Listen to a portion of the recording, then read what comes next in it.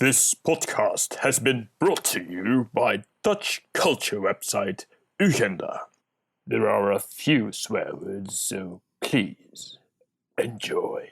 Will you please listen up to what I have to say? Cause we're in for some old-fashioned wrestling today. Not the violent, oily opposer kind, but the kind that involves pins and thumbs you will find. Cause it's thumb wrestling time. Yes, it's thumb wrestling time. So we will discuss pros and cons, faults and pluses of all your favorite movies. And we will ponder the merits of cinema in this WrestleMania. Cause it's thumb wrestling time. Yes, it's thumb wrestling time. Yes, it's thumb wrestling time. Hello, pod people. Wow! That's from Invasion of the Body Snatchers. Hello, my name is Ruud Vos, and welcome to this very first English language version of Duimpje Worstelen, or as it is now called, Thumb Wrestling. What I do in each episode is that I invite a nice podcast with whom I disagree about a certain film, and then we discuss it, we have a conversation about it, and it can go in any direction, doesn't matter, as long as it's interesting. Every once in a while I will have an English language episode, but not very often. De volgende keer is het weer gewoon in het Nederlands. Now, if you've listened to loads of podcasts, you might notice that there are some more than superficial similarities to the Adam Buxton podcast, who's been a great source of inspiration for me. To steal from, really. But you'll notice that there are loads of jingles in this podcast. They've been made by a friend of mine, the genius, that is Roy Grutters. And also I have a fact-checking device. Now, of course, I can't use Adam Buxton's fact-checking center, so I've asked a friend of mine to do the task, and his name is Fact Check Norris. He might pop up in this one. I think he will. Alright, I think I've explained myself enough. Let's introduce our guest. I'll be talking to Stephen Morgan, who is a Welshman who lives here in Nijmegen.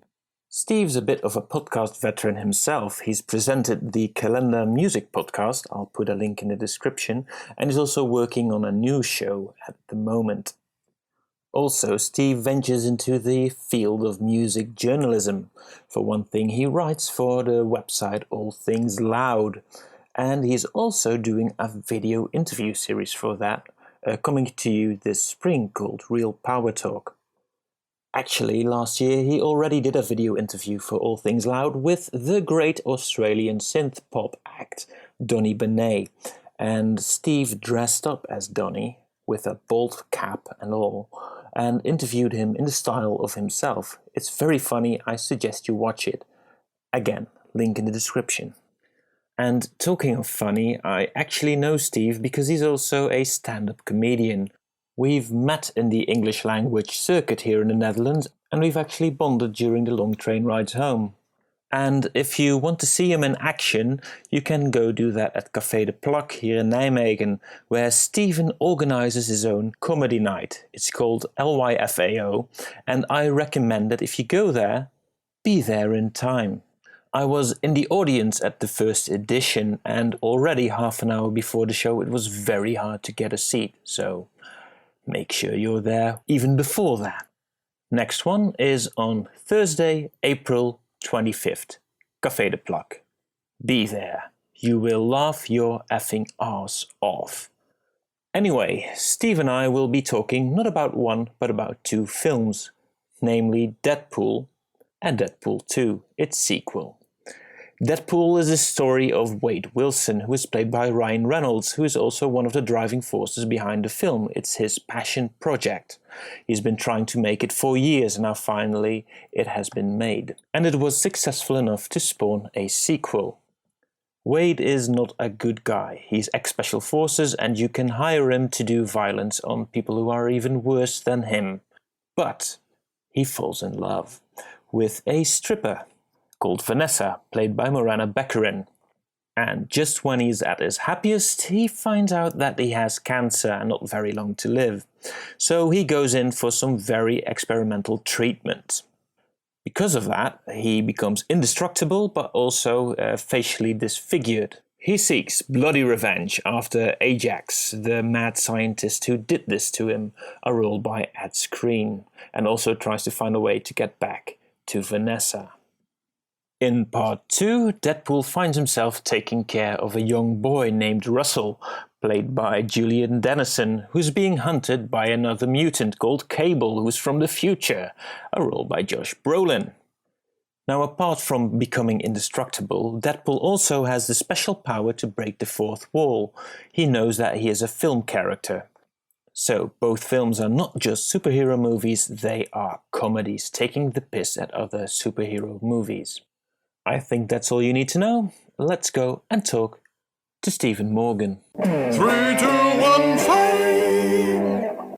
I guess you can even just as simple as like the title of the podcast episode, just like I will do that. Brackets EN, brackets NL. No, I will actually just say, I will put the title of the podcast in every podcast. Thumb Wrestling 006 in this case, probably. Ah, okay. And then just differentiate between Duimpje Worstelen, Thumb Wrestling, so you can see it just in one go from the title, from the start of the title, which one it is. Yeah. Yeah, that makes it very clear. Yeah, I think that's enough. Do you know what I'm really enjoying right now? What's that? That we're doing a podcast about the very meta film of Deadpool, and we're now talking about podcasting, which is so fucking meta. Damn, I should stare at the microphone. I just figured that maybe before actually discussing Deadpool, maybe I should get a bit of bearings on your movie taste. Do you like other superhero stuff? That's basically the thing that I want to start off with. Do you watch? Yeah, that's a good place to start. No, God, no. No, you don't like superhero stuff anyway. No, not at all. The whole kind of infestation of Hollywood by Marvel, DC, and all comic-related films is one which I just find that every now and again I'll dip my toe into and think like, oh, maybe it's me, I'm missing something, and I'll watch an example of one of the films which has been well rated or has been said to be good, and I will get about, it'll be more like a battle to get to the end as opposed to an enjoyable experience. Did you like superheroes when you were young? Did you read any comics? Not really. Not the cartoons. No, I watched cartoons and shit like that, but not Spider-Man or... No, it never did anything for me. No, I mean, I watched whatever cartoons were on TV, but superheroes per se, I never had that kind of phase where I was like, oh yeah, I'm going to save the world. It's not that. That was not on my list. I'm not sure that I had that fantasy exactly, but I really did love to watch those cartoons, especially Spider-Man and X-Men. Those were tits. And actually, quite recently, I think it's 2 years ago now, a friend of mine said, well, those Justice League cartoons, based off of the Batman from the 1990s and Superman after that, and joined by all these other DC superheroes, you should watch that because that is so good, you'll even enjoy it now. And I did that, and I fucking loved it. Right. See, I've got a theory about this whole kind of the whole superhero ecosystem, and it's that it appeals to people who would say turn their nose up at things like celebrity culture. The sort of people who would see someone reading some sort of trashy magazine and be like, oh God, they're so vapid and so shallow. Whereas, when you touch on the thing there with Justice League, not that I really know what that means, but I do get that part of the appeal is the fact that you got all these characters that people are familiar with, and now they're interacting together, and they're doing cameos in each other's things. But I started out with Justice League. I had seen the Batman cartoons in the 90s. I'm not a complete dink. I love those as well back then. But between that and Justice League, I hadn't seen any of it. I watched the original Batman with Adam West. Yeah. I'm not even kidding. I mean, I used to kind of find that as a cultural novelty. I mean, there was something about the way that... you had read ones when you were little of the... Yeah, they were... Yeah, we had them as well here in the Netherlands. I wasn't particularly like going out of my way to see them, but there was something about them that was just so utterly bizarre. Like, how did this get made type of mentality. Not that it was terrible as such, but just why is there this kind of whimsical, slightly camp, slightly distracted superhero putting... And I suppose it did actually have some of that meta and that kind of almost fourth wall breaking that, the that Deadpool like, destroyed forevermore. Yeah. Like all the scenes that they have where they're on a rope on the side of a building and there are all kinds of celebrities popping out with Batman. Like Sammy Davis Jr. just comes out of a window and says, "Hey, Batman." Yeah. Or just ring a ding ding. Or like giant, like very obviously fake bombs and, you know. Right, yeah. Shark repellent. Yes, yeah. It's like, yeah, sure. The weird... But yeah, I just watched that on face value when I was a child. Maybe I was younger when I watched it than you were. I'm not sure. Well, yeah, I guess maybe. But also, I didn't consciously dislike any of this at that age. It's just more that, because that's the thing as well. At that age, it was something which was just like a curiosity. Yeah. Because it wasn't ingrained into like popular culture in any sort of invasive way. You didn't have people ramming comic books down your mouth or, on TV and that sort of thing. No, that was just for the nerds. If you give a plot summary in your most vile terms of Deadpool. That's right. I have put some thought into this. Or maybe not plot summary, just say what it's about. Yeah, so my little description of this was, it's a cynical, self-congratulatory checklist of teenage boy fantasies framed to make the viewer feel clever because they understand meta and the fourth wall. Pseudo-subversive cinema for people who think that the ubiquity of comic book films are a positive thing. I'd focus on the plot, but there isn't one. I know what you're thinking. My boyfriend said this was a love story. Oh, God. That's what I think is a good description of Deadpool. When I saw this movie for the first time. What's the first time that you saw Deadpool? Oh. Deadpool 2 you only saw recently. Very recently, just in preparation for this. Yes. I'm guessing you didn't like that either? No, but it wasn't as grating as the first one, but as a result, it was far more boring. Right. All right. So, what's the first time you saw Deadpool? It was on a plane. On a plane? Yeah, the old classic. Yeah. I got to kill some time. Yeah.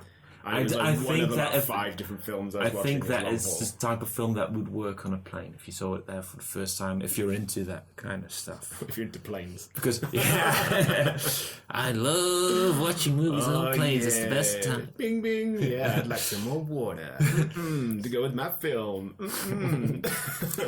No, so you watched it on a film. On a flight, yeah. On a flight. Long flight to... that was from Australia to... was that when... no, it was... Yeah, it's from Australia to the UK. Yeah. So it was one of like 5 films I'd watched. Yeah. and it's also a very solo experience. You're not enjoying it with other people around you, just sitting there with earplugs in. Yeah, that's very true. Yeah. And I do appreciate with comedies, particularly, because in my opinion, most comedy films are failures.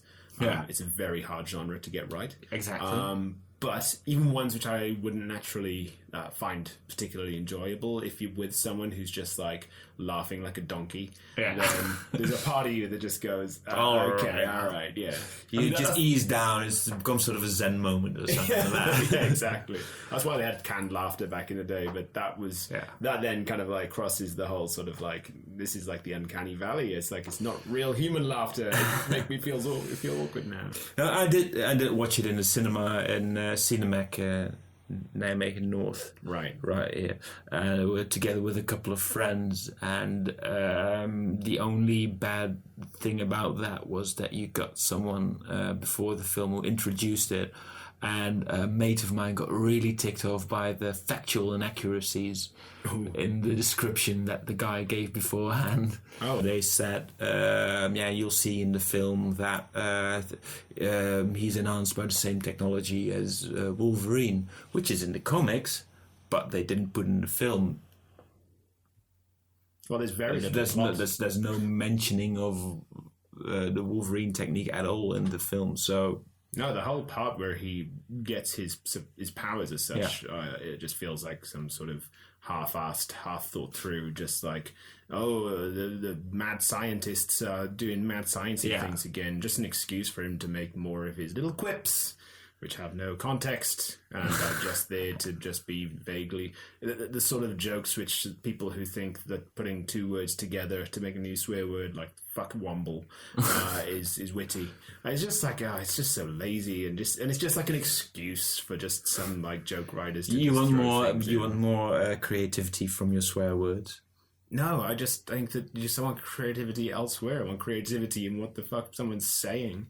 It's like the swear word part when you get these people who just go on elongated rants and just try and find like. Do you enjoy the thick of it TV show?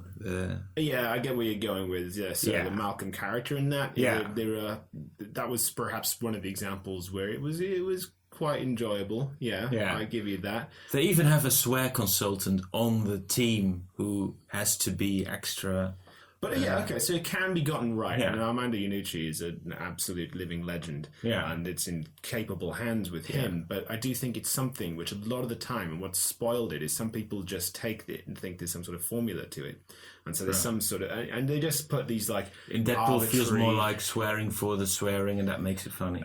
Yes, well, swearing, or just like, these kind of like, you've got to face like some sort of map of Utah, I can't remember the exact reference. And it's just... Yeah, what T.G. Miller does there. And it's like, I see you're trying to be... It's that kind of, that humor, that bizarre humor, that surreal thing where it's like, oh my God, well, it doesn't even make sense. And it's kind of like, it really doesn't. And I don't think that it's particularly... good example of it, in my opinion. Right. But isn't that also because you went into it thinking, oh, here we go again, superhero movie. Let's see what they make of it. But what we were saying before is that I almost feel like I'm going into these with very low expectations. Right. So if anything, I should be coming out going like, hey, that was not as bad as I thought it'd be, which is basically what I was saying about Logan. Also, when it's like another spin on it, like Deadpool's clearly more of a comedy film. Well, yeah, it is a comedy. But do you have some expectations of that when you go into it? Or? I have to admit that, like, so right from the beginning with the credits on the intro sequence where it's kind of like the hot one or whatever like this. Yeah. I was like, oh, so this is humor aimed at like a 13-year-old boy who is scared of girls and has just plays computer games and sits at home. Cool, okay, it's good to know. And this is their way of like going, God, we're so clever. Because it's like just the fit girl, but like no one says that, and we're being rebels by sticking it to the man and putting it in the sequence. Oh my God, wait till my friends hear about this.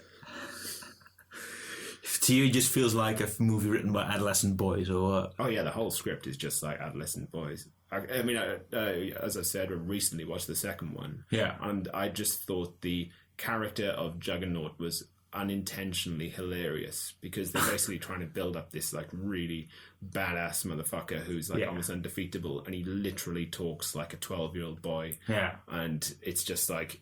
It's just so jarring, and I think that it's even more of that Ryan Reynolds played the Juggernaut as well. Oh, that makes sense. Yes, yeah. He does have a very No, I didn't know that. No, okay, well, that says it all. Yeah, I would say that all of the humor of the Juggernaut in that film is basically the same as Deadpool's humor, only a bit more used more threateningly. Right. Yeah, it was very much so. And with, absolutely zero character development whatsoever. That was literally just a vessel for Ryan Reynolds to be like, hey, look how witty I am. Yeah. Yeah, well, the Juggernaut is quite in there as just a plot device, not really a character. But you did see Deadpool all the way through the first time. I did, and I actually rewatched it again in anticipation of this. Because that's the other thing too, is watching like 5 films in a row, I was kind of like, I remembered my residing feeling about it, but actually what happened, I completely forgot. But then watching it again, I realized that was because the plot was so forgettable that's why I forgot what the hell happened. The first time I saw it sort of made a really good impact on me. Like, I was quite surprised by all the angles that they went in, especially taking the piss out of the whole superhero genre and stuff like that. Right. And the second time I watched it, I was basically still very aware of everything I'd seen 2 years prior. Yeah. So it had made actually quite a good impact on me that way.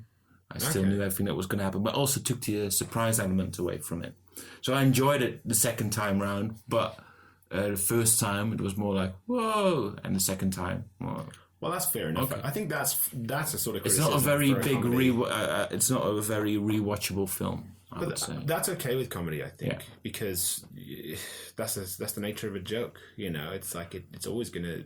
There are comedies that I can rewatch and rewatch and rewatch. Yeah, that's true. I mean, there are examples like that, but I don't. But you might watch that the third time and be like, oh, I don't know. Yeah, I get your point. There are some which are just eternal classics, but I think that it's more important to like make it land on the first time, and having a little bit of a surprise or shock to it can be something good. My girlfriend, she watched this film of Ryan Reynolds, Woman in Gold. Don't know if you've heard about it. It's about Helen Mirren plays like a heiress to a big family, and she goes somewhere and she wants to bring 5 paintings, but they're taken away from her, and she gets a lawyer to get them back, like family heirlooms, something like that. Yeah. And the lawyer is played by Ryan Reynolds, and it's one of those serious parts that he does. So to really bore down on you how serious this part is, he's frowning the entire film. He has this very serious look on his face the entire film long. And my girlfriend came away from that and she said, I fucking hate that frown. I don't want to watch Ryan Reynolds in a serious part ever again because of that frown. If he does that the entire film long, it's just so annoying. Yeah. So really annoying. So I basically said to her, well, we should watch Deadpool then, because then his frown is burnt off of his face and maybe you'll enjoy that. Yeah. I love the smell of thumbs in the morning. So you said you don't like the superhero films. No. But which other ones have you tried then? Because you said that they were the ones where you've heard, well, these are good. Yes, that's right. So I remember there was the Guardians of the Galaxy. Yeah, I didn't go for that one either. So that one, this is the other thing as well. A lot of the ones I've touched on, they feel like they've been written by a committee who have taken some sort of algorithm that says, what is it that popular culture enjoys? So, the little thing at the beginning where he's dancing with a Walkman, I was kind of like, oh, look, he's doing a little dance like on late night shows in America. It's like, yes, okay, we've ticked that thing which apparently people enjoy.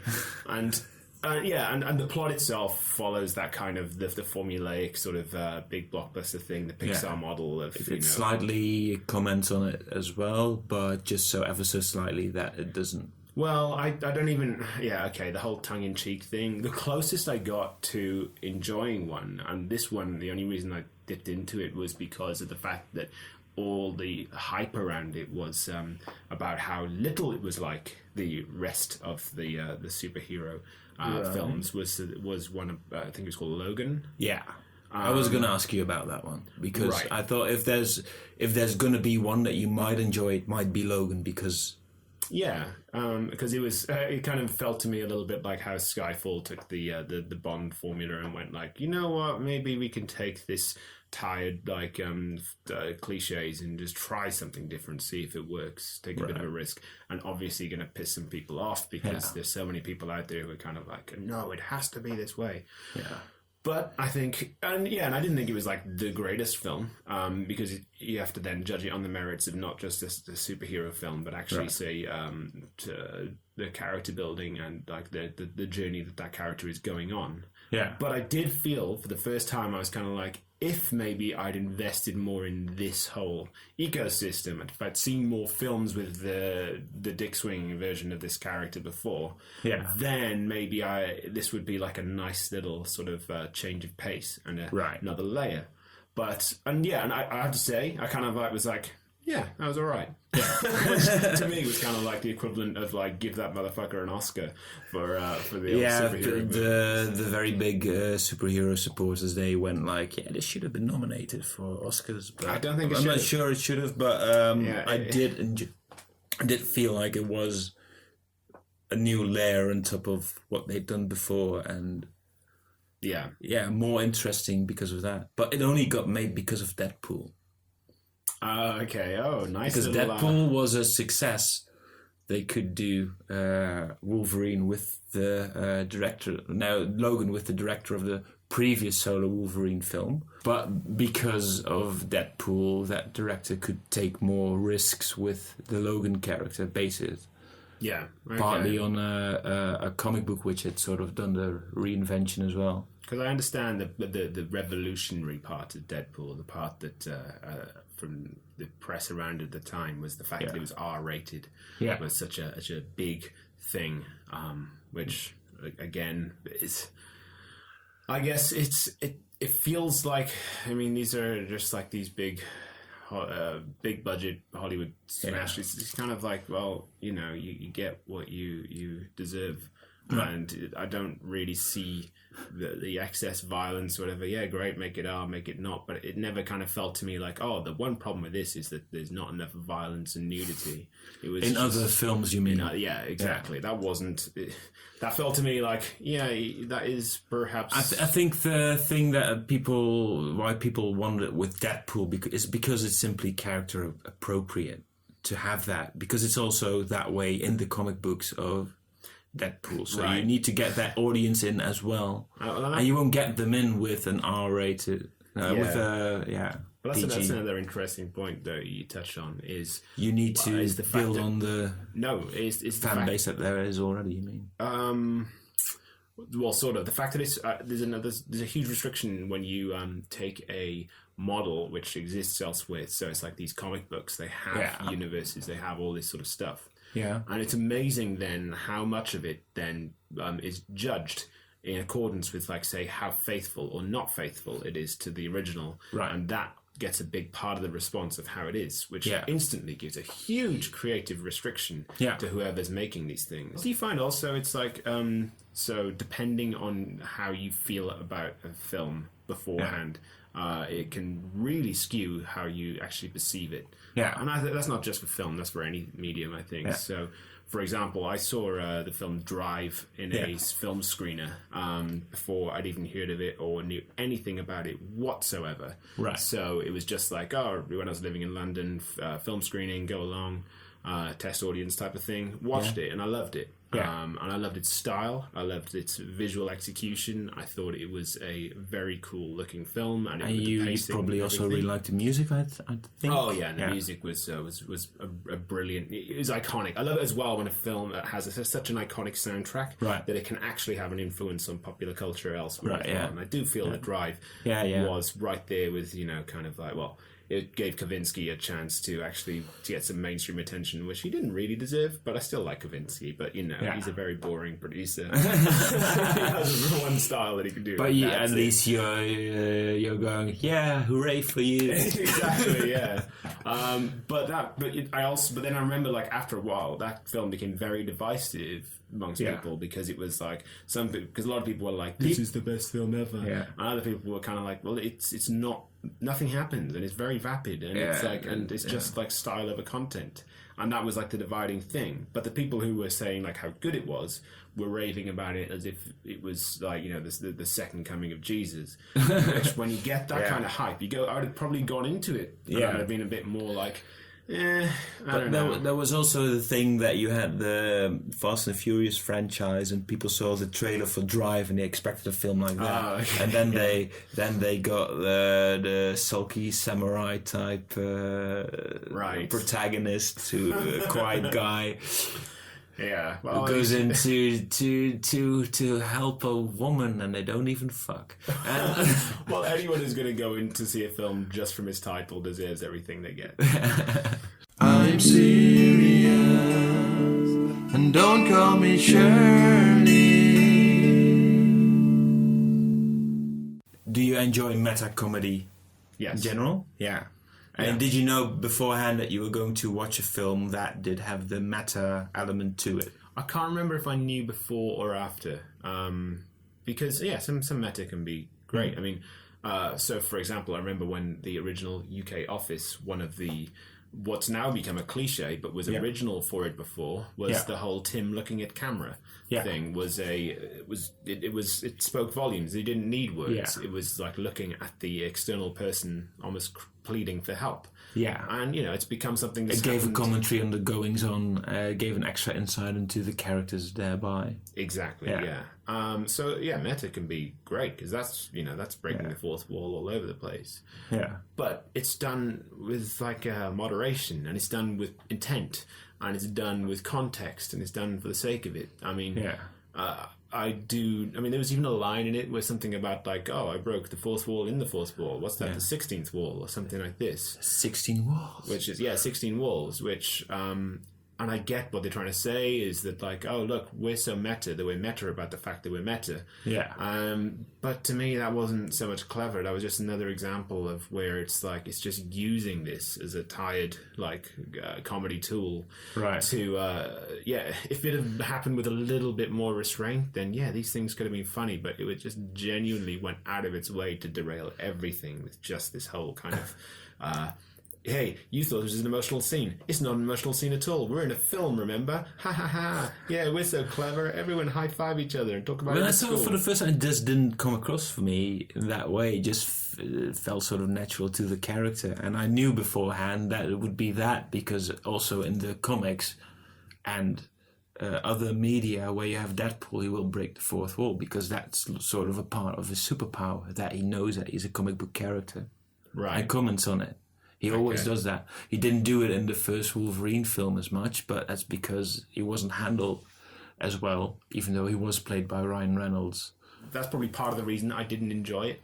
Is perhaps part of the enjoyment of it comes from being so aware of that world, of that history of the what the whole universe is with the Marvel characters. That then having someone who's basically making jokes about it, then it's like and even if it is meta, it's like it's the first example of comedy in this very sort of over-the-top, serious, pompous kind of genre. Yeah. So, but it also probably works for you in a way that it's supposed to make a joke about the whole setup of what's going on. But for you, as someone who doesn't particularly enjoy comic books, you're just pointing at all the comic book elements and saying, hey, look, all the stuff we have that you don't like, particularly. We have all of that here. Look, it's there. Yeah. Oh, superhero landing. Poof. Yeah, stuff like that. Yeah. I mean, it wasn't the first example of someone talking about the superhero landing, and yes, that did come up in both films. Yeah.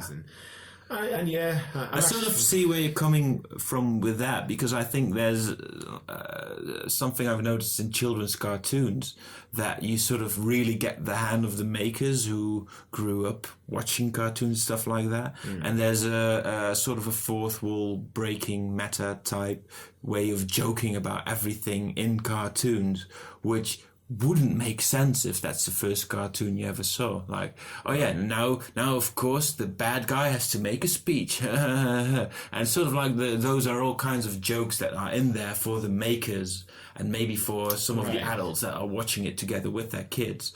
But probably it doesn't make a lick of sense if you're watching, I would say, My Little Pony for the first time, and you've never seen anything else. That's a very good point, actually. To infinity and beyond! A lot of people will say that I've missed the point with it, and that this is what Deadpool is supposed to be. Yeah. But to me, that doesn't matter. I mean, I do understand what it's aiming at. I just don't think that's at all interesting. Right. So it's not as if it's kind of like, oh, this is a fundamentally like, oh, I watched a different film than I was supposed to have. It's just I don't feel that Deadpool. Like you have Michael Bay, filmmaker, Transformers, stuff like that. He says, well, you can have criticisms, but they're aimed at 14-year-old boys, so I don't know what you're criticizing about. Even though I would also say, well, they're even too stupid for 14-year-old boys, but that's entirely different discussion. But with Deadpool, I wouldn't say, maybe it does also mostly focus on that same age group, 14-year-old boys. That's basically also a very good comic book demographic. Yes. But I don't think it caters to it exclusively and just says, well, this is the thing we're going for. Yeah. You just It reminded tries me to be just slightly a bit more universal than that. But you do have to be into those sorts of films. I don't think it's universal. I mean, I guess I'm wrong, because there's like, this is what surprises me, is that there's a lot of people who like Deadpool who aren't 14-year-old boys. Yeah. Because I feel it's very clearly aimed at them. Yeah. I suppose, like with Michael Bay, similarly, I think he's a piece of shit. And even with his, kind of like, it's aimed at 14-year-old boys, it's valid to an extent, but it's like, well, why are you indulging this bullshit that's kind of in a lot of Hollywood, and in this sort of, this is how everything is supposed to be. I mean, like the female roles in Deadpool, it's like, is it that they're all just like, kind of plot, like one-dimensional plot devices? Is that sort of supposed to be a joke or a critique of like what this happens? That's what someone, I imagine, watching Deadpool would say, is like, no, it's really clever. It's like all the women are just it's like commentary. But bullshit, it's commentary. There's even a scene in the second one which I thought was like, I swear it's definitely not intentional, but it's got this whole scene where Deadpool is calling Cable a racist because he wants the music turned off, and there's like the back and forth, and it's like, whether it is or not. Yeah. And then, they're making a joke about like, look, we're not racist. Get out the car. And then you see the lesbian couple with the Asian girl who all she says is kind of like, hi, Wade, in this way that's just like a complete and utter racist interpretation of Japanese culture. And it's just like, but that's fine. Yeah, okay. Because that one's acceptable. But the other ones we made jokes of, that was because we're so clever. Yeah, you do have a very good point there, I would say. She is a very stereotypical Asian. She has no other line in the film. No, just very, nothing with any meaning to it anyway. Yeah. Just that recurring joke. And Deadpool can go back, hi, Yukio. Yeah, exactly. And they have a lesbian couple, so he can make lesbian jokes. But it's okay, though, because it's like, they're in it, and that's part of the plot device. And then it's like, off you go, Brown Panther. But it's okay, because he's actually, he's Indian. So it's like, we've already represented that. It's just this whole thing of kind of like, oh no, we're not racist or sexist because we've got all these things and we're making fun of everyone. And that is a dangerous area to try and play with, because you're not making fun of everyone. You're just making a few examples and then saying, no, nothing should be sacred. It's like, no, you have like an hour and a half and you've just chosen these stereotypes to play with. Yeah, I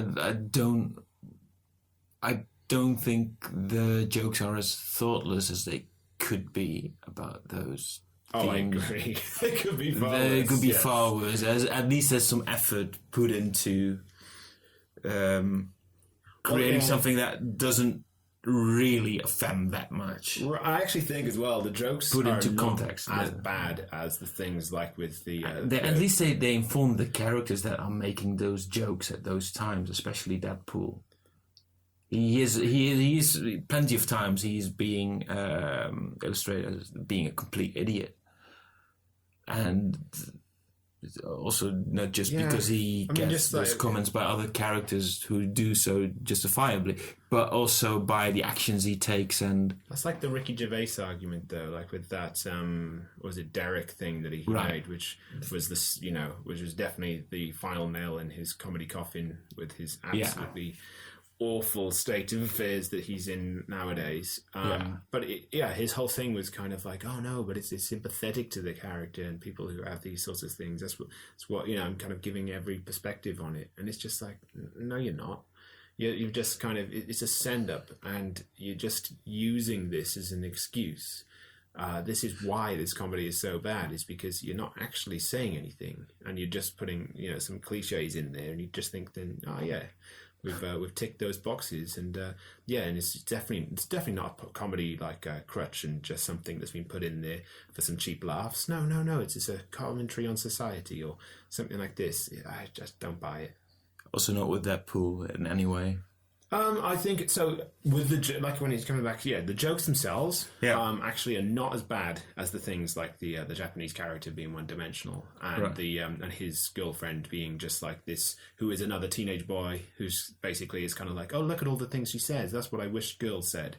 as opposed to kind of like building some form of realistic expectations. It's kind of like, oh yeah, everyone should be like me, want to play video games and all this sort of mentality. So it's the jokes themselves. Yeah, I'm like, okay, that's fine. You know, you do what you want. It's the unspoken stuff, which if you're going to put yourself on that pedestal, then you got to be ready for that criticism. Yeah, that's where they haven't pulled enough of their weight, you'd say. You're pointing to self-awareness. Pointing to that. That made loads of sense, especially with the Japanese character. Right. So I hadn't thought of that as much as I maybe should have. Well, I mean, you know, you don't. That's what bothers me most about it, is because those are the things which don't they serve by. And, it's more subconscious. It's more kind of like it's just building on a culture of just stereotypes and going for cheap and easy things, which just solidify these ideas and thoughts. I'm less sympathetic to like big blockbusters with those sorts of things, because I feel like if it's one person's narrative, or if it's like a smaller budget thing, then yes, some things can be gotten wrong, some things you know, and it also provokes thought and debate and people to talk about these things. But when it's like this, and also especially with something like Deadpool, which is so very willingly big, talking about these things and joking about these things, then they've opened themselves up to this criticism. Yeah, especially with the conversation about the music, which I didn't particularly enjoy about the film. I would say that that's one of the moments where I thought, I don't know where you're even trying to tread this. It was a very unexpected moment. But then, you know, like the scene in the strip club, which seemed like in the first film, which just seemed to be a way of saying, hurrah, we're R-rated, so let's have breasts on screen. Exactly, and have Stan Lee in between them. As a DJ. Well, I mean, it's his whole Deadpool feels like. I mean, I know it was a passion project for him, and in terms of like, if you just have to look at his Twitter presence, it's very clear that it is his sense of humor. I actually find his Twitter stuff is funnier because of the fact that I guess it has real world context. Because I do think he's a witty guy. It's the specifics of the film that I didn't enjoy. So, but at the same time, there is something quite sweet about the fact that he got to make this thing that very clearly is the role of his life. And he's been trying to tug at it for so long. So it's also very enjoyable to watch him do it finally in the way that he'd intended. Right, because he did that. He did a sort of a trailer version of the first scene of the film. As a test, and that got spread. That went viral. On the internet, and that's why he got the money to make the film.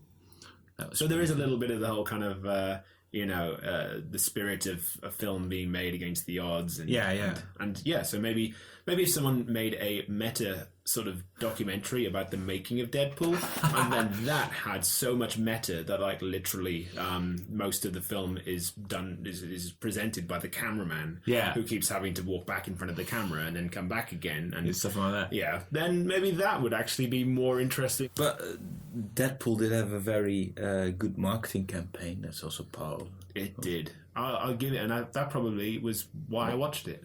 Because and then the whole sort of having it as a Valentine's film, and it was supposed to be a love film, and just the fact it was not just your standard marketing campaign.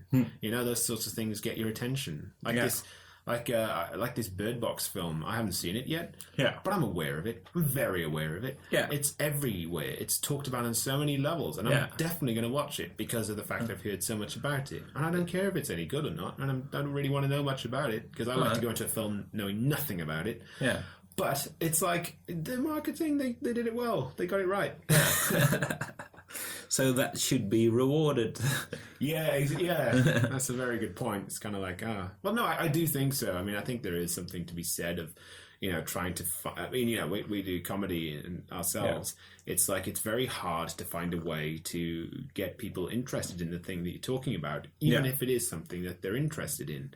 Yeah. Because if you just, if you're, say, running a comedy night and you just kind of like say, come along to my comedy night, there's going to be jokes. Yeah. Then someone's going to see that and go, yeah, no fucking shit, it's a comedy night. Yeah. Of course there's going to be jokes. Maybe you're going to see the new Dave Chappelle. Yes, of course you are. Yeah. Well, probably not, though, am I? No. So, it's in a fucking basement in Nijmegen. It's not going to happen, mate. Exactly. Which is why I used to try to do something different with my one. I used to just, so with my... I like the We Mean Business... just mess around with people. Like when I did my comedy night in Brisbane, one of the things that I did was I photoshopped all these images that made it look like I'd spent a ton of money on advertising. Right. Like the main billboard over the main bridge in Brisbane. I photoshopped it so it had our poster on there, and basically all my comments were kind of like, please come along, I spent thousands of dollars on this poster and you've probably seen it, and if I don't make my money back then I'm going to lose my house, and all these sorts of things, and more and more desperate. It's like, just create something fun and playful. Don't just kind of say, we're going to have jokes. Dave Chappelle. Improvement I've asked you for how to improve Deadpool. Right. Okay, so... Have you prepared something for that? It's kind of a tough one to do. It is. The key thing with the way of, say, improving Deadpool is that I don't know what the ideal would be, because this film only exists because of the ubiquity of the whole comic book film franchises that have overtaken any sort of action film in Hollywood. Yeah. So to improve it...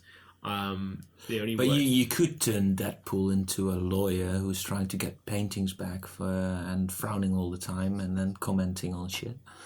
Trying to get paintings back? Yeah, like The Woman in Gold, the film my girlfriend watched. Oh, okay. You can mix it up any way you like. You can make it not a comic book movie if you want to. Right. Yeah. Okay. So. Yeah, you did say that it could be of any sorts, but at that point I think I got myself so annoyed with the whole idea of just being comic book based. I mean, if I were to improve Deadpool, then, geez, I don't even know how it could be changed in many ways. I mean, I think that maybe... for one thing, what you could do, I think, maybe, if you want to point at, for instance, Juggernaut being sort of one-dimensional... Yeah. If you would want to do that, I'm not sure they wanted to do that because didn't really seem to go much into that. But what you could do instead of going with him being the force that he is and giving him no backstory at all, except for one comment about his brother being able to read his mind, which is Professor Xavier from X-Men. Yeah. But you'd have to know that sort of. What you could do is give him a ridiculously large background story, which also sort of makes the same observation about the character. Yeah. And make it super important and then kill him? Sort of like that, yeah. I feel like to improve it, maybe just, have a bunch of people sort of give Ryan Reynolds a hug and say that he's really good. And he's so funny and he's so witty and he's just such a great guy just for the rest of time. Then you can film it and then no one has to watch it. But you can feel really happy. It's the same thing, and it has the same effect. Yeah. Except that we don't have to suffer from it either. But you wouldn't get the same marketing campaign either, which you did enjoy. Well, enjoy is a different thing. Like, I mean, I saw it and kind of went like, okay, it's a little different. It's caught my attention. Yeah. I'm not like some marketing wizard, and I'm not out there kind of like going, right, we've got to get the best marketing campaign, and we're going to get it, and we're going to synergize, and we're going to, I don't really care about I think actually that the marketing campaign of Deadpool worked because they weren't thinking in those terms, but just thinking, well, what kind of fun can we have promoting this, and let's just do that. Or at least, there were also jokes in there that just didn't hit, and you just forgot about that because the things that did hit were so impressive that... Yeah. Or I mean, I think there's something... I know from the second Deadpool film that there is this poster where Domino, the character, is laying on a Deadpool rug. Yeah. And it didn't do much for me, but I've seen the poster quite a lot of times, so I'm aware that it is there, but I don't think of... When I think of the marketing campaign for Deadpool, I don't think of that poster. Right. even though it is a big part of it. Oh, okay. I mean, yeah, all I remember is the fact that they targeted it as a Valentine's Day film because it came out Valentine's Day, which was kind of like, well, that's not what I expected. Very little information to know about it. Yeah. And that was enough to make me think about it and enough to make it become part of my thought process. And then suddenly I'm like, well, I probably should watch it. But yeah, so your improvement is basically just have them film Ryan Reynolds getting hugs from Wolverine. From all sorts of people, they can be hugging him. Like all the people who did the cameos in part 2, like Brad Pitt can come and give him a big snug with a big mustachioed face. Yeah, exactly. I mean, That's so clever. Yeah, I mean, you know, it even makes that reference to what being as successful as 2008 Ryan Reynolds. Yeah. And I thought that was kind of like, I mean, you know, it's good that he does have self-awareness and everything. But it's true. It's it's like, yeah, he's struggling with. I mean, I think that, you know, a lot of us, and particularly maybe actors, comedians, things like that, do want to be relevant or want to be having the idea that they're on the up with what they're doing and that things are just going to get better. But there's always a part of you that might be like, oh well, I'm definitely not doing as well as I was. Back then. And yeah. So that can be quite tough. Tip 1! Well, personally, I far prefer like lower budget, sort of scaled down films which focus more on a particular character or a particular part of life which you don't already know and don't already, you know, kind of like have expectations of. Right. One thing that I often find hardest when picking a film to watch is that there's a part of my brain that's like, I want to watch this type of film. Yeah. That's what I need, and I want it to do these things. Yeah. And that part of the brain, 99% of the time, is dead wrong. Yeah. It's like, you want something that's familiar, and a lot of the times, because my wife... you think you want something that's familiar, but all the times where you're generally surprised, it's because there's a way more for you. Yeah, and it's like, and especially if it's... Because the thing is you know, there's always a temptation not to choose something that you don't know anything about. It might be like, oh, God, what is this about some sort of thing that happened in Russia in the 40s? I'm like, oh, I don't... Another time, I'll watch it. I hear it's good, but not now. You know, I'm not in a mood for Russia in the 40s.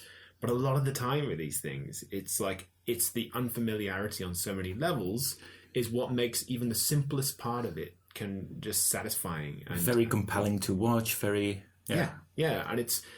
and it's something which I'm so guilty of, is that I will always go for the easy option or the option that I think that I want. I do far prefer it when, you know, when trying to decide something to watch, when basically it's like, no, this is what you're watching.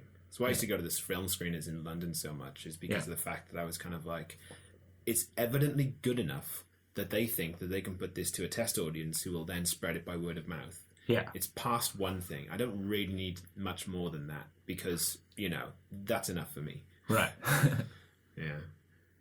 The second thing, which I'd say is like a big thing that people should take into consideration when picking films is... But you're giving advice on how to pick films. You've not prepared tips like a single film. I was looking for titles. Oh, titles. Okay. Okay. Well, yeah. Sorry. Yeah. Oh no. Is tips? Is that? No. Is that like confusing word to use for this? I think this is me. I don't think it's you. Let's see. So you can give more advice if you like as well. Cool. But I am also looking for titles. Okay. Cool. Let's go for 3 titles. Tip 2. So, was there a horror film called Hereditary lately? Yeah. Okay, so that is the first horror film in a long time that I've thought is genuinely brilliant. Cool. Horror, a genre which is often maligned because it's often shit. Yeah. You know. Did you watch lots of horror? It does often become my my default, my fallback, you know. So it's like if I'm like, oh, what should I watch? And it often is if it's just me as well. I don't know if you ever find that, like, when you're with other people, like, so much in the way that if it's just me at home, I might go like, I fancy listening to some like really quite extreme metal. Yeah. Because if other people were here, they'd go, turn that off. Yeah. So now is my chance. So I've got to make the most of it. Yeah. So I often, if I'm on my own, I'm like, I should watch a horror film because no one's ever in the mood for a horror film, and now's my chance. Yeah. I do plan horror evenings with friends sometimes because, well, it's just a good way of making sure together beforehand that you're going to watch a horror film. And Anouk, she likes horror films as well, my girlfriend. So we have a common ground when we're selecting films. Sometimes we just go, shall we do a horror film tonight? And then we do that, which is cool. Oh yeah, that is cool. But I think one of the things that made it was good, and in a way that's unexpected with horror, is the acting was so good. Yeah. Which the points at which, like, the lead female character, Toni Collette, she found out that her child had died. Yeah. It didn't like really dawn on me until that scene where she's grieving and she's sobbing and she's genuinely uncontrollably sobbing. Yeah. And yes, you get people who kind of like go, no, the worst thing has happened, and you kind of like go, oh no, that's terrible. But you realize that they have to always layer these sorts of scenes with like music and things like this to try and heighten the emotional response. This had none of that. This just had her like sobbing in a way where she can barely get the air in her lungs to cry some more. And it's also such an interesting contrast with the start of the film where her own mother's died and she's just completely numb and uncaring, and she just goes like, that's her gone, basically. Yes, and she's struggling to get any emotion at all. With the daughter who she has also sort of a troubled relationship with. Yes. Clearly, she is way more affected by... But my emotional response to that was like, it was a primal response of just like, I can't listen to this for too long because it's horrible. Yeah. And not that I'm saying that, a whole film has to be that way, but to actually see genuine acting on that level, and for the director to have allowed it in such a form. Yeah. Because, a lot of the time, there's lots of things that happen in films that are unrealistic for a reason, because, that's what people expect, as opposed to what it would be like in real life. So I almost felt like this was an example where it was like, no, I want genuine grief on camera. And to actually see that was a lot different to the usual that you get. The acting, the interplay with the characters, the unspoken and everything, and all of that then kind of made the ending, which I don't want to spoil anything, but the ending, which took a slightly different direction than intended, or you would think it would, I felt that it earned it. Yeah. Tip 3! Speaking of that sort of film, second recommendation I'd give would be Spoorloos. Don't know if I'm pronouncing that right. It's a Dutch film. Spoorloos. Yeah, Spoorloos. Right. The Vanishing. Yes, that's it. Which I saw George Sluizer when I was like, okay, I'm moving to the Netherlands, and and it often comes up high in lists. Yeah. And I was. So I was like, okay, give this a watch. It's from the 70s, I think. 80s. I think 80s. I'm not entirely sure. Kind of, maybe bit around the 80s, the break off point, 70s to 80s. Yeah, and I remember I had no expectations of it because I'm actually quite sure that it's the 80s now. Fact check Norris. Fact check Norris here. The Vanishing, or Spoorloos, is from 1988. Fact check Norris out. Okay, yeah. But I had no expectations of it. I hadn't, I hadn't heard about it from anyone, like in particular, or know anyone's reaction to it. Mm-hmm. And what I loved about that film, and what didn't quite kind of grasp me at the time, and this is what I love about good horror, is that it really it gets into your head. Right. And like weeks later, you kind of like go, shit, seriously? Yeah. And it's just the way that basically the horror aspect of that film is almost secondary to the journey, the two leads. The leads are going through. And there's also the antagonist. Also, his backstory is quite well explained, actually. Well, this is it, and this is one of the key things of horror. I find is that you got to care about the characters. If things are going to happen to them. And not in a way that's kind of like it feels like an inevitability, not like a hostile type of thing, or hills have eyes, where it's just like everything that's happening to them. It's just like it screams character development for the sake of horror later. And then you end up just kind of disassociating. But this was like almost like a film in its own right. About that, which didn't need the ending that it had. No. But the ending that it had, which in retrospect was inevitable. Just, it's one of the most like dark and just flippant. And just like, yep. There you go. It happened. Tip 3.5. And the third one, which is one which I think I didn't have much success out of the UK, but actually didn't have much success all over the UK. It was quite a pivotal one for me growing up. No longer a horror film, don't worry. It's a film called Twin Town. I haven't heard of that. Okay. Cool. So, when Trainspotting was like an absolute like game-changing sensation.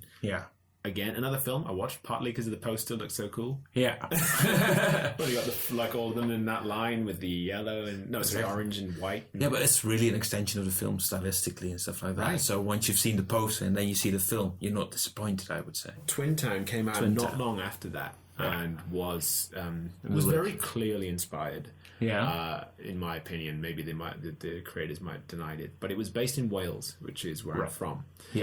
Specifically based in Swansea, which is about 25k from Bridgend, where I'm originally from.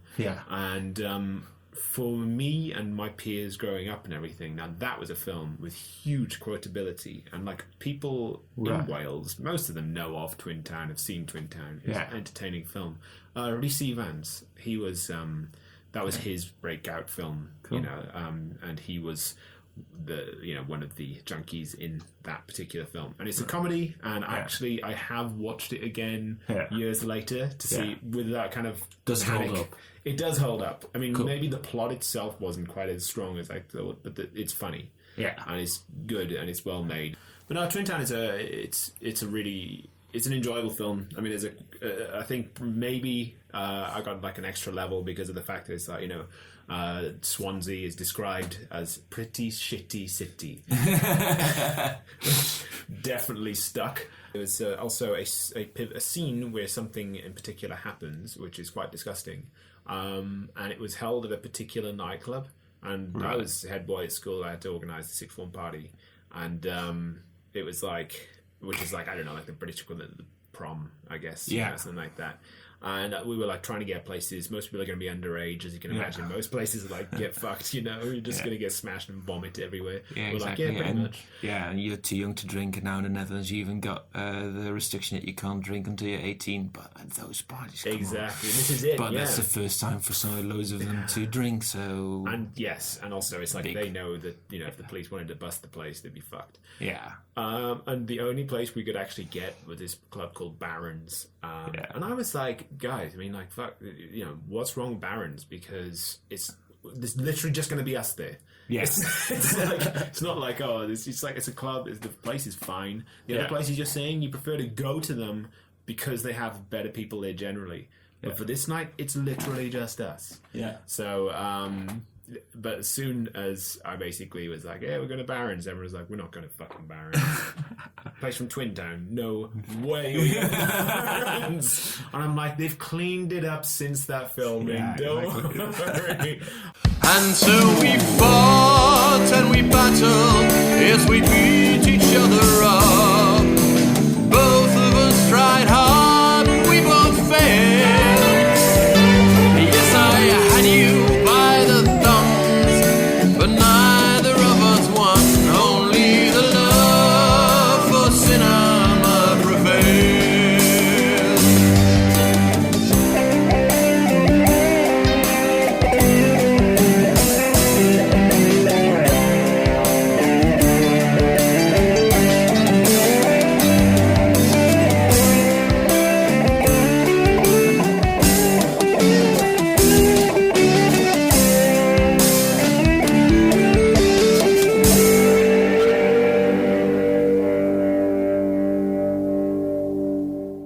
And that's it. All right. Thank you, Stephen, for this lovely conversation. Again, if you want to see Stephen perform, go see him at his show LYFAO at Café de Plak on April 25th, and he will be emceeing there.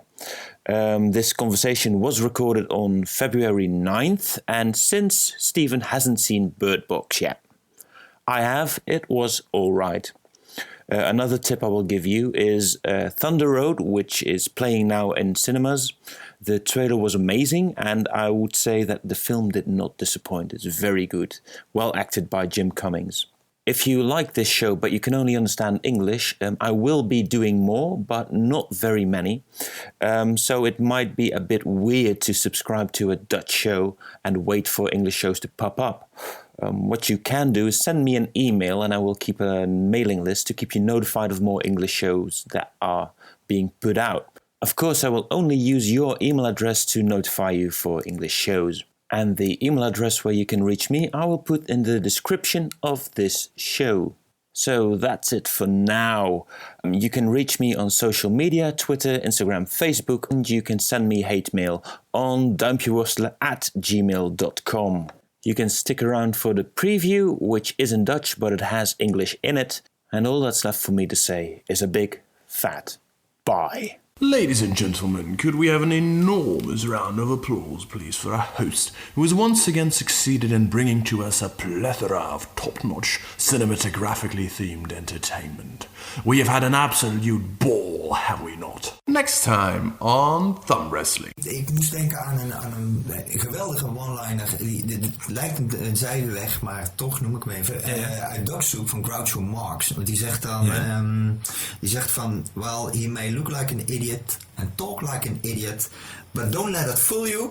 He really is an idiot. Ja. En dat is... weet je wel, het feit... Hij is natuurlijk een idioot, maar hij is tegelijkertijd, omdat hij een idioot is...